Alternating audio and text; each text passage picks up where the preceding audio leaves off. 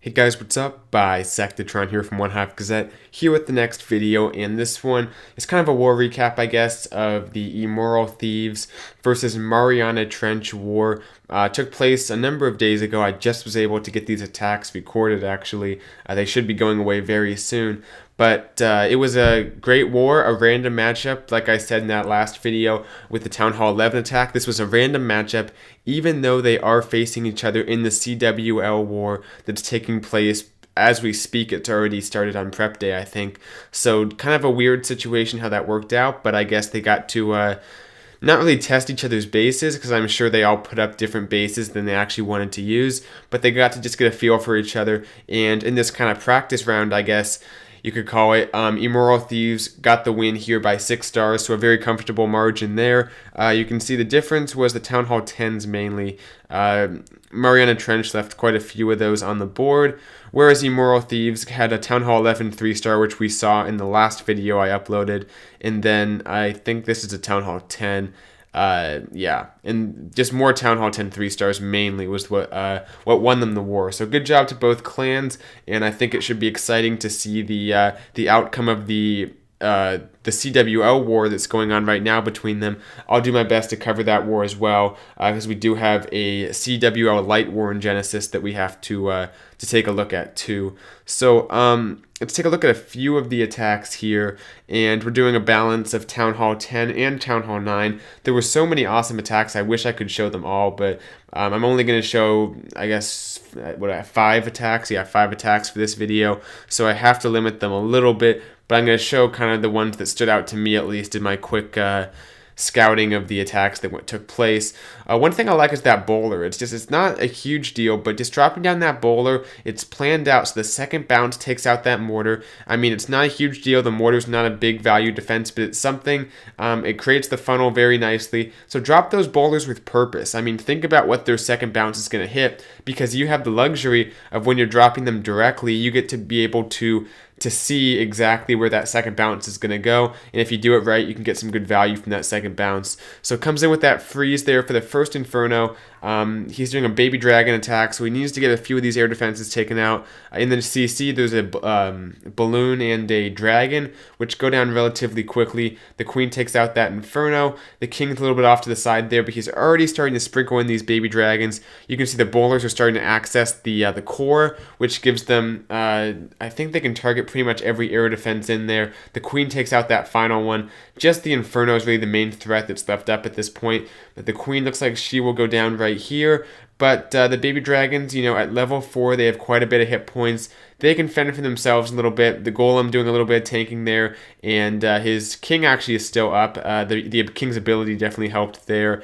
And yeah, this base is pretty much toast. Not by a lot, but he has enough to get the job done right here as his troops kind of converge towards this Inferno Tower. A few Seeking Air Mines actually, which can be costly, but luckily for him, those Golemites are going to take out that Archer Tower, so he doesn't have to worry about that. But yeah, actually, looks like the Archer Tower is still up, barely. We'll go ahead and fast forward though. The Baby Dragon takes out those last 2 defenses. Got pretty close, but got the job done. Nice attack to, was that Vicious? Yeah, Vicious. Alright, going down 2 here, and we had to skip one other Baby Dragon attack just for sake of diversity. There was another good one, but I'm not going to be showing that. Let's take a look at the this Witch attack, Witch Bowler combination. This is kind of a weird base, to be honest, but I think this was the right strategy for the base. And you can see how he's doing it. He's starting in with the witches and the bowlers kind of on each side, really making sure that funnel is nice and wide. Doesn't want his bowlers straying once he drops the main group. And that's pretty much all he has. He doesn't have any hogs, balloons, nothing really defense targeting. There's the CC bowlers, the heroes. Luckily for him, those witches look like they're going to reroute back inside the base, or at least, actually not many of them. The witches for the most part go to the outside, but they actually do okay on the outside. They can kind of help take out those flanking defenses. So everything's moving through, and the core has 2 jumps for them, it looks like, to connect the Infernos and everything. And good freeze there on that other Inferno. Gets that taken out while it's frozen, and just making his way through. The bowlers were able to target the Infernos on both sides, basically. Just stormed right through the core of the base. And like I said, those witches actually, they're able to do a pretty solid job on the outside of the base there, because they can spawn skeletons quick enough that the defenses typically won't target them. Plus, with the new and improved amount of HP they have, it takes multiple shots from a point defense to take it out, which sometimes gives them enough time to retaliate and take the defensive tower out before it gets them. So right here, things are kind of petering out. Looks like that wizard tower took out the witches at the top of the base, but his queen still has her ability, and a few witches are still going strong there. I think that bomb almost takes those witches out, got really close there. Actually pretty lucky, to be honest. But yeah, we'll go ahead and fast forward because once again, a bit of a close attack, but gets the job done. So nice stuff to Mighty Buzzard. Let's take a look at one more Town Hall 10, then we'll take a look at a couple Town Hall 9 attacks. Number 14 here. This is Bobby, and probably more of a traditional type of attack we see. These bases, and I gotta say, these bases that have the nice little air defenses in the positions where you want them, they're becoming more and more rare. We either see bases like the one I showed a few days ago with the air defenses all on one side, like the no-fly zone design, or we see the air defenses just on the outside of the base. They're still, in four corners, but they're right on the outside there to prevent the Lava Hound from getting deep into the base and tanking. By the way, while I mentioned the no-fly zone, another YouTuber actually did an attack on my no-fly zone. He had someone make the base, and he tried out a few attacks on it, and actually was very successful. So the YouTube channel name is Cast and Blast. I should give him a more official shout out probably, but just if you're watching this, Cast and Blast has a very interesting video if you want to see more of my base in defensive replays, because he actually was successful in 3-starring it on a number of attacks. So check that out, I guess. I should probably give him a better plug than this, but just while I was thinking of it, might as well say it. Anyway, though, the kill squad coming in. I like the heal on the bowlers. If you don't have any healers, I mean, remember back we used to use healers, like, 4, 5, 6 healers in those mass bowler attacks.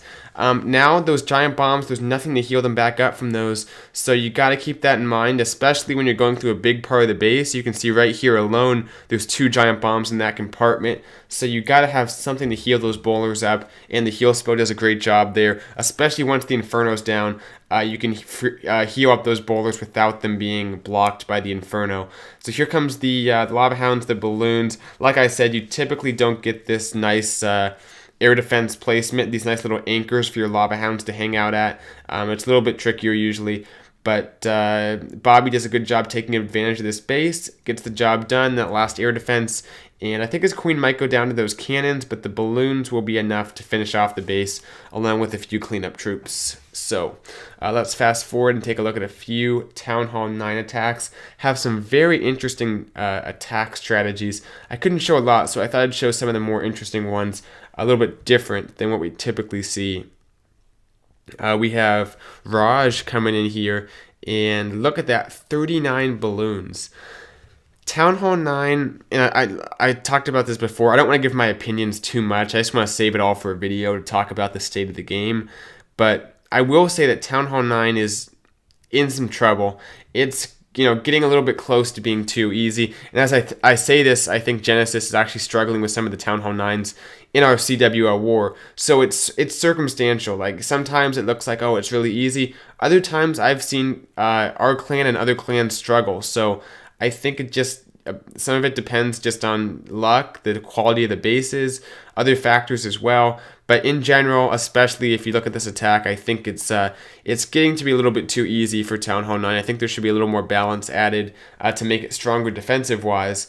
Basically, Raj comes in here, does a hero trade, gets that queen taken out, a few other defenses, then just has one Lava Hound and a huge wall of balloons. All those balloons are down right there. I love how that huge group of like 12, 15, I don't know, like 16 balloons all goes to that one mortar. Kind of weird how they clumped up like that, but that's just the pathing of them. So he has 2 heals and a bunch of haste. He's basically just going to propel these balloons straight through the base. The Lava Hound popped long ago, so his balloons are being directly targeted, and he's going into both air sweepers. but the haste keep them moving, and the heal do enough to heal up the groups. I mean, the air defenses will take them out one by one, but it still takes, you know, a significant amount of time to get through those balloons, especially when you have like 40 of them or however many he had. So look at those balloons running away from the traps there with the haste spell. The skellies will be a bit of a nuisance, especially and also the lava hound too. So two different forces in the air to watch out for. But he has so many balloons that they just refuse to go down really. They have to go all the way into the corner for this troll Tesla, and you can see the balloons just being milked down by the pups and the skeletons. It's pretty crazy actually, but right there they go down. The balloons still can't defend themselves, they can't target any air stuff, but what they can do is kind of go towards that minion to try to get it to help them out. But the rest of the troops are doing an okay job. We'll have to fast forward here. Basically, it's just about these balloons slowly dying, but being able to get the job done up top at least. Right there, actually barely gets the last building taken out in time, I believe. Let's take a look at that. What was it? Yeah, it was pretty close, I think. About 12 seconds-ish, so definitely in the ballpark of being close.